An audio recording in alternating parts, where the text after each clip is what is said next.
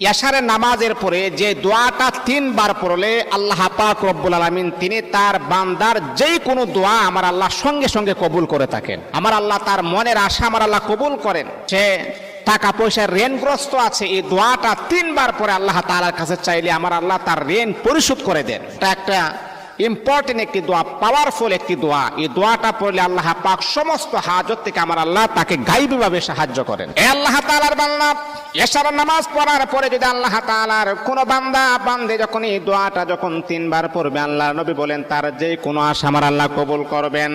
ব্যবসা বাণিজ্য লস হচ্ছে, আমার আল্লাহ তাকে লাভবান বানায় দিবেন। মনের আশা কবুল হচ্ছে না, আমার আল্লাহ মনের আশা কবুল করে দিবেন।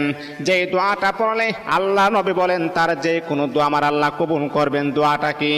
আল্লাহুম্মা ইন্নী আসআলুকা বিআন্নী আশহাদু আন্নাকা আনতাল্লাহ লা ইলাহা ইল্লা আনতা আহাদুস সামাদুল্লাযী